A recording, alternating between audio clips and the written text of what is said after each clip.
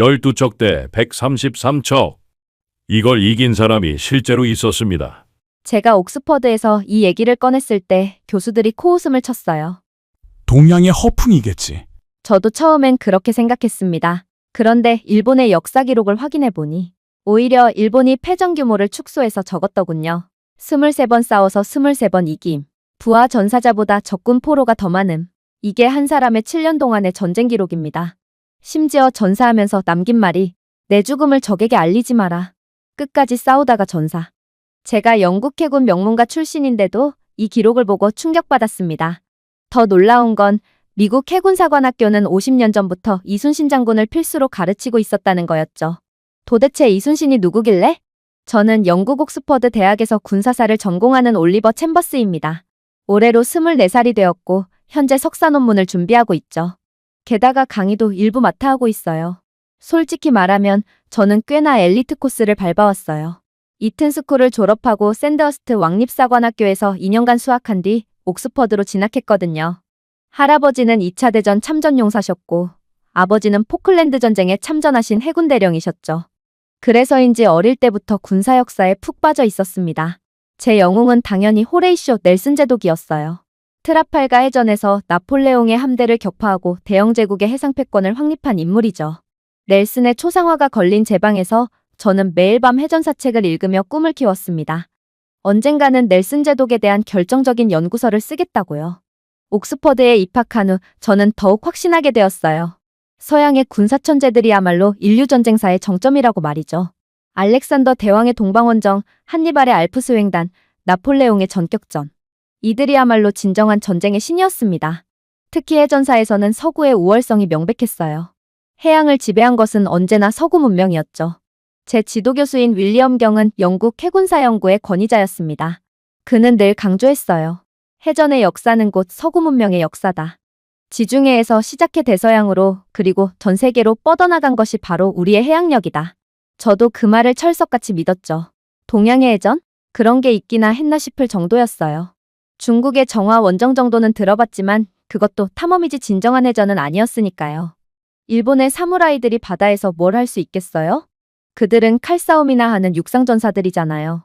2023년 여름 저는 해전 전술의 혁신, 넬슨 제독을 중심으로라는 주제로 논문을 준비하고 있었습니다.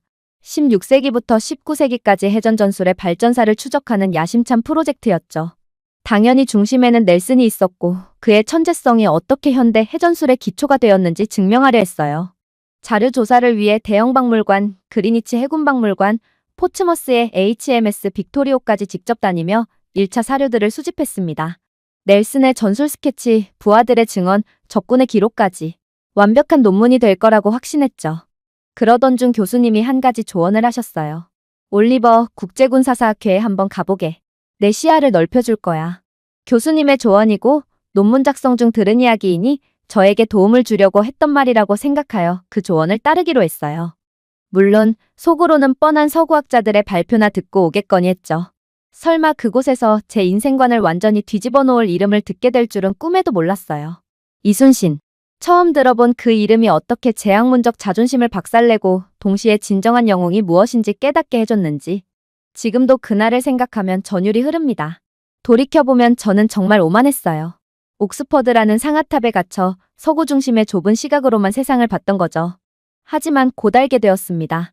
진정한 군사천재는 때로는 가장 예상치 못한 곳에서 가장 절망적인 상황에서 나타난다는 것을요. 이순신의 하객진, 16세기 해전술의 혁명. 발표자인 김석진 중령이 단상에 올랐습니다. 깔끔한 해군 정복을 입은 40대 초반의 군인이었는데 영어 발음이 꽤 유창했어요. 첫 슬라이드가 떴을 때 저는 살짝 놀랐습니다. 16세기 동아시아 지도와 함께 영어, 한국어, 일본어, 중국어로 된 사료들이 빼곡히 정리되어 있었거든요. 김중령이 차분한 목소리로 시작했습니다. 이순신 장군은 1592년부터 1598년까지 7년간 일본과의 전쟁에서 해전을 지휘했고 그 기간 동안 단 한 번도 패배하지 않았다고요. 23전 23승, 그것도 대부분 열세한 상황에서 거둔 승리였다는 거였습니다. 순간 저는 이런 생각도 들었어요.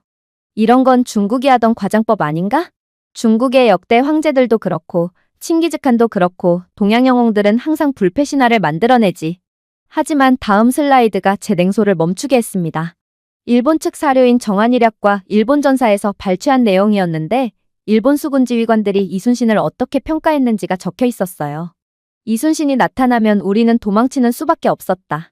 그의 함대는 마치 산이 움직이는 것 같았다. 더 놀라운 건 구체적인 전투 기록이었습니다. 1592년 5월 7일 옥포해전을 시작으로 매 전투의 날짜, 장소, 양측 함선의 수, 전투 결과가 상세히 기록되어 있었어요. 특히 사천해전에서는 이순신 장군이 단 25척으로 일본 함선 70여 척을 격파했다는 기록이 있었죠. 제가 정말 충격을 받은 건 1597년 명량해전이었습니다. 김중령이 보여준 자료에 따르면 이순신은 단 12척의 배로 133척의 일본 함대를 상대했다고 했어요. 제가 손을 들었습니다. 더 이상 참을 수가 없었거든요. 잠깐만요. 그건 물리적으로 불가능합니다. 넬슨 제독도 트라팔가에서 27척으로 33척을 상대했는데 12척으로 133척이라니요? 그것도 완승을? 김중령이 미소를 지었습니다. 마치 이런 질문을 기다렸다는 듯이요. 좋은 지적입니다. 하지만 명량해협의 지형을 보시면 이해가 되실 겁니다. 다음 슬라이드는 명량해협의 상세한 해도였습니다. 좁은 수로 빠른 조류, 암초의 위치까지 표시되어 있었죠. 김중령이 설명을 이어갔어요. 이순신 장군은 이 좁은 해협의 조류를 완벽하게 이용했고 적함대가 일시에 공격할 수 없도록 유도했다는 거였습니다. 이순신은 단순히 용감한 지휘관이 아니었습니다. 그는 과학자였고 전략가였으며 심리전의 대가였습니다. 그때 스크린에 뜬 것은 거북선의 설계도였어요. 16세기에 이미 장갑으로 덮인 전함을 만들었다는 거예요. 더 놀라운 건 판옥선이라는 주력 전함의 구조였는데 2층 구조로 되어 있어 화포 운용에 최적화되어 있었죠. 이순신은 일본의 등선백 병전수를 차단하고 화포를 이용한 원거리 타격전을 구사했습니다. 이는 넬슨보다 200년 앞선 전술 혁신이었죠. 순간 강당이 술렁거렸습니다. 누군가 넬슨과 비교한다는 건 영국인들에게는 거의 신성모독에 가까운 일이었거든요. 김중령은 계속했습니다. 하객진이라는 전술 대형을 설명하면서 어떻게 수적 열세를 극복하고 화력을 집중시켰는지 보여줬어요. 중앙의 지휘선을 중심으로 양날개가 하계 날개처럼 펼쳐지며 적을 포위하는 진영이었죠. 특히 주목할 점은 이순신이 직접 전투에 참여했다는 것이죠. 그는 항상 선봉에 섰고 노량해전에서는 전사할 때까지 싸웠습니다. 여기서 또 충격을 받았어요. 넬슨도 트라팔가에서 전사했지만 그건 저격수의 총탄 때문이었죠. 하지만 이순신은 적함대가 퇴각하는 와중에도 추격전을 지휘하다가 전사했다는 거예요. 그것도 죽음을 숨기고 끝까지 지휘하라고 유언을 남긴 채로요. 발표가 끝날 무렵 김중령이 마지막 슬라이드를 보여줬습니다. 영국 해군사관학교의 교재였는데 거기에 이순신이 언급되어 있었어요. 2019년부터 영국 해군사관학교에서도 이순신 제독의 전술을 가르치기 시작했습니다. 미국 해군사관학교는 이미 1970년대부터 가르치고 있고요. 저는 충격으로 아무 말도 할 수 없었습니다. 우리 해군사관학교에서 이미 가르치고 있다고? 그런데 왜 옥스퍼드에서는 단 한 번도 들어본 적이 없는 거죠? 발표가 끝나고 휴식 시간, 저는 김중령에게 다가갔습니다. 더 알고 싶었어요. 아니, 알아야만 했죠. 만약 그의 말이 모두 사실이라면 제가 알고 있던 해전사는 반쪽짜리에 불과했으니까요. 휴식 시간에 김석진 중령과 나눈 대화는 제 학문적 자존심을 완전히 무너뜨렸습니다. 제가 먼저 공격적으로 나갔어요. 이순신의 전적이 과장됐을 가능성은 없냐고, 동양사료는 종종 영웅을 신격화하는 경향이 있지 않냐고 따져 물었죠. 김중령은 차분히 태블릿을 꺼내 자료를 보여줬습니다. 난중일기의 영문 번역본이었어요. 이순신이 직접 쓴 전쟁일기라고 했죠. 저는 첫 몇 페이지를 읽고 당황했습니다. 영웅의 자랑이 아니라 담담한 일상 기록이었거든요. 날씨, 병사들의 상태, 보급품 현황, 심지어 가족에 대한 걱정까지. 이건 넬슨의 편지와 비슷하네요. 제가 무심코 말했습니다. 김중령이 고개를 끄덕였어요. 그러면서 더 놀라운 자료를 보여줬죠. 일본 수군 총사령관이었던 와키자카 야스하루의 기록이었습니다. 거기엔 이순신과의 전투가 얼마나 참혹했는지 상세히 적혀 있었어요. 우리는 이순신의 함대를 바다의 악마라고 불렀다. 그가 나타나면 패배는 정해진 것이었다. 더 충격적인 건 명나라 장수 진린의 기록이었습니다. 처음엔 이순신을 무시했던 그가 나중에는 천하의 명장이라고 극찬했다는 내용이었죠.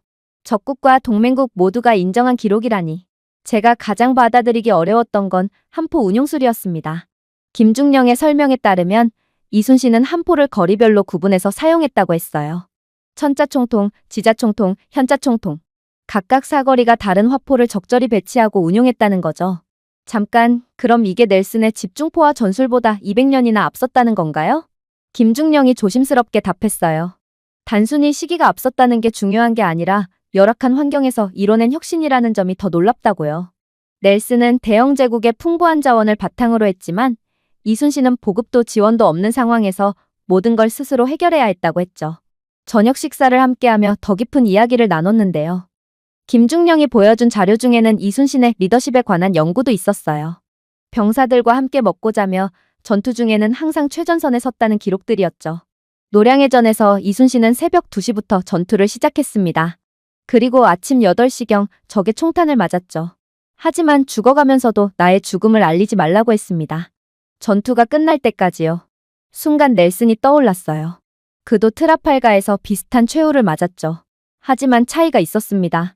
넬슨은 이미 승기를 잡은 상황에서 전사했지만 이순신은 적을 끝까지 추격하다가 전사했다는 거예요. 호텔로 돌아와서도 잠이 오지 않았습니다. 김중령이 준 USB에는 수십 개의 논문과 자료가 들어있었어요. 밤새 읽으면서 충격의 연속이었죠. 특히 명량해전의 전술 분석은 압권이었습니다. 단 12척으로 133척을 상대하는 건 불가능해 보였는데 이순신은 지형과 조류를 완벽하게 이용했더군요. 좁은 해협으로 적을 유인하고 조류가 바뀌는 시점을 정확히 계산해서 공격했다는 거예요. 이건 천재다.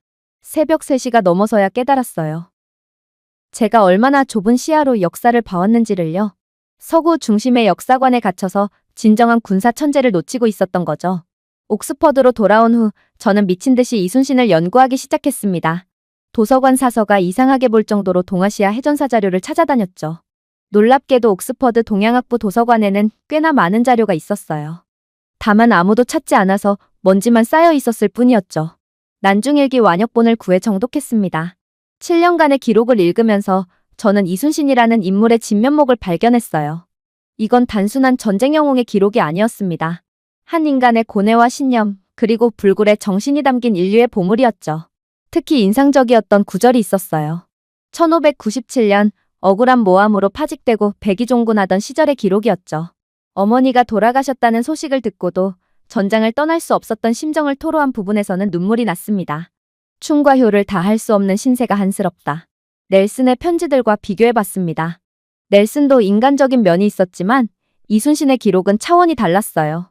병사 한 명 한 명의 이름을 기억하고 그들의 가족을 걱정하고 부족한 군량을 어떻게든 해결하려 애쓰는 모습. 이건 제독이 아니라 아버지였습니다. 전술면에서의 비교는 더욱 충격적이었어요. 넬슨의 유명한 넬슨 터치는 적의 전열을 수직으로 돌파하는 대담한 전술이었죠. 하지만 이순신의 하객진은 그보다 훨씬 정교했습니다. 적의 움직임에 따라 유연하게 변화하며 화력을 집중시키는 동시에 포위까지 완성하는 입체적 전술이었어요. 무엇보다 놀라운 건 전략적 식견이었습니다. 이순신은 단순히 전투에서 이기는 것을 넘어 일본의 보급로를 차단하고 전쟁 전체의 판도를 바꿨어요. 정유재란 때 일본군이 서해로 우회하려던 전략을 간파하고 미리 막았다는 기록을 보고는 소름이 돋았죠. 연구를 진행하면서 한 가지 의문이 들었어요. 왜 이순신은 세계적으로 알려지지 않았을까? 답은 의외로 간단했어요. 그가 너무 완벽했기 때문이었습니다. 23전 23승. 단 한 척의 배도 잃지 않은 완벽한 기록. 서구 역사학계는 이를 동양적 과장으로 치부했던 거죠. 하지만 일본 측 기록까지 교차 검증하니 모두 사실이었습니다. 오히려 일본 측은 피해를 축소해서 기록했더군요. 가장 큰 깨달음은 한산도 대첩을 분석하면서 왔습니다. 이순신은 적을 넓은 바다로 유인한 뒤 하객진으로 포위 섬멸했는데 이는 한니발의 칸나의 전투를 바다에서 재현한 것이었어요. 그것도 한니발보다 더 완벽하게요. 밤새 연구하다가 문득 깨달았습니다. 저는 지금까지 서구의 영웅들만 보느라 진정한 군사 천재를 놓치고 있었던 거예요.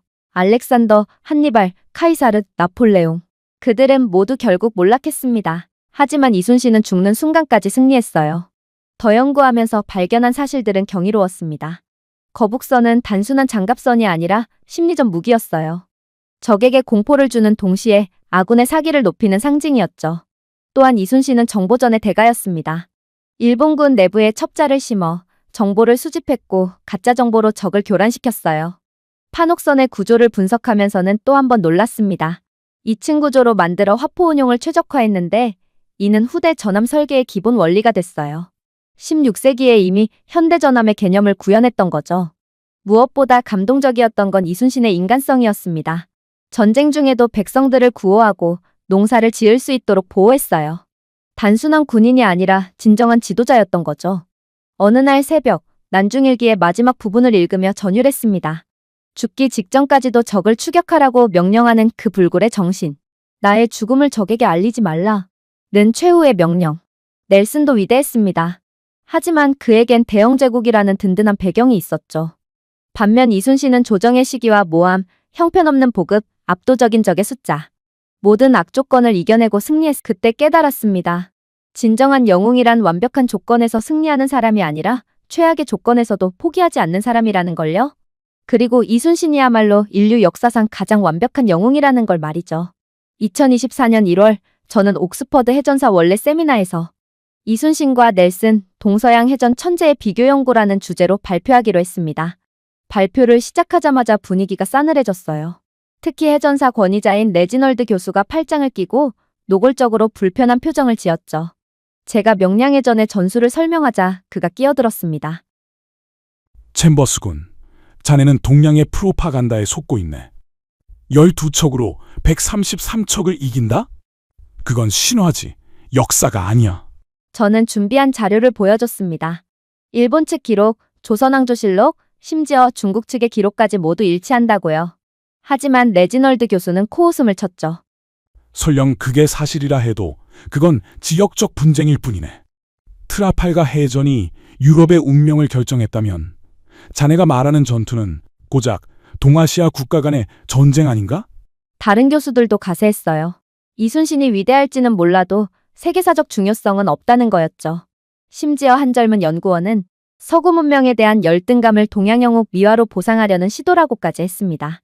순간 분노가 치밀었지만 저는 침착하게 대응했어요. 만약 이순신이 패배했다면 일본이 명나라를 정복했을 것이고 그랬다면 세계사가 완전히 달라졌을 거라고요. 임진왜란은 단순한 지역 전쟁이 아니라 문명의 충돌이었다고 설명했죠. 그때 뜻밖의 지원군이 나타났습니다. 미국에서 온 객원 교수 스티븐 박사였어요. 그는 미 해군사관학교에서 이순신을 가르친다고 밝히며 제 편을 들었죠. 여러분이 모르시는 것 같은데 미 해군은 이미 1970년대부터 이순신 전술을 연구하고 있습니다.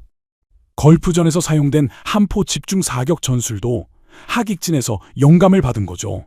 세미나장이 술렁거렸어요. 스티븐 박사는 계속했습니다.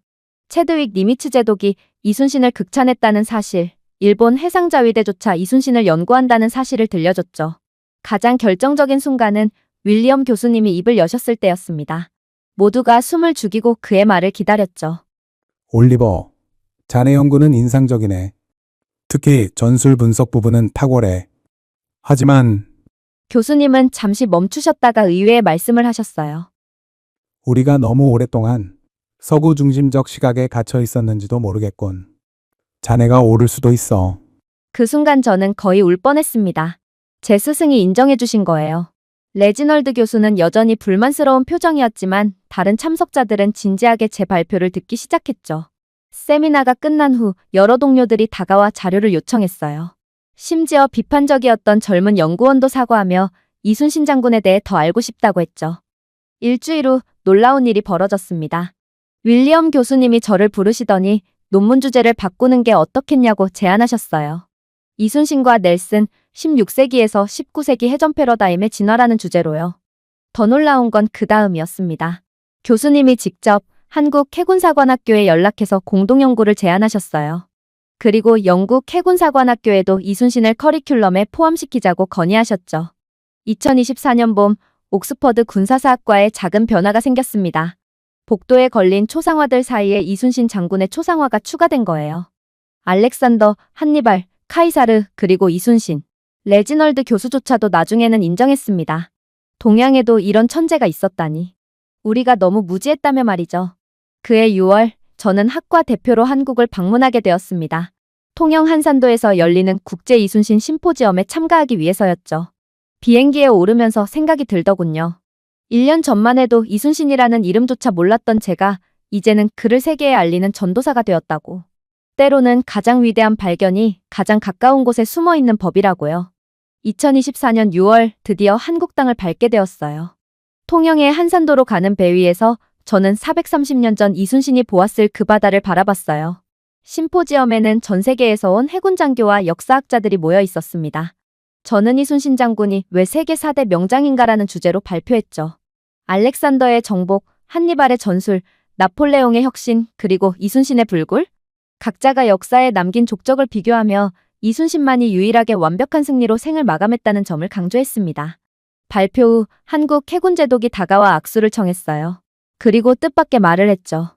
영국 해군도 위대합니다. 넬슨도 이순신도 모두 자기 나라를 지킨 영웅이니까요. 그 순간 깨달았습니다. 진정한 위대함은 비교가 아니라 인정에서 나온다는 걸요. 이튿날 저는 현충사를 방문했어요. 이순신 장군의 영정 앞에서 한참을 서 있었어요. 그리고 난중일기 원본을 직접 볼 수 있는 특별한 기회를 얻었죠. 떨리는 손으로 유리 너머 그 글씨들을 보면서 눈물이 났습니다. 물론 제가 한문을 알진 못하지만 그 존재감만으로 감격이 밀려오기엔 충분했어요. 신에게는 아직 12척의 배가 있습니다. 절망적인 상황에서도 희망을 잃지 않았던 그 정신. 그것이 진정한 리더십이었어요. 한국에서의 일주일은 제 인생을 바꿨습니다. 특히 해군사관학교 생도들과의 만남이 인상적이었죠. 그들은 이순신을 단순한 과거의 영웅이 아니라 현재의 정신적 지주로 삼고 있었어요. 영국으로 돌아온 후 저는 완전히 다른 사람이 되어 있었습니다. 여러분, 세계 4대 명장을 아십니까? 알렉산더, 한니발, 나폴레옹, 그리고 이순신입니다. 처음엔 의아해하던 학생들도 제 설명을 듣고 나면 모두 고개를 끄덕입니다. 23전 23승, 단 한 척도 잃지 않은 완벽한 승리, 절망적 상황에서의 불굴의 정신, 그리고 죽는 순간까지 이어진 헌신. 2024년 가을 드디어 제 논문이 완성됐습니다. 이순신과 넬슨, 동서양 해전천재의 비교 연구. 심사위원들은 만장일치로 최우수 논문으로 선정했죠. 특히 레지널드 교수가 지난 몇 년간 읽은 논문 중 가장 혁신적이라고 평가했을 때는 정말 감격스러웠어요. 가끔 생각합니다. 만약 그날 김석진 중령의 발표를 듣지 않았다면 아마 저는 여전히 좁은 우물 안에서 넬슨만 연구하고 있었겠죠. 하지만 이제는 알아요. 세상은 넓고 위대한 인물은 어디에나 있다는 걸요. 학생들에게 늘 하는 말이 있어요. 역사를 공부한다는 건 과거를 암기하는 게 아닙니다.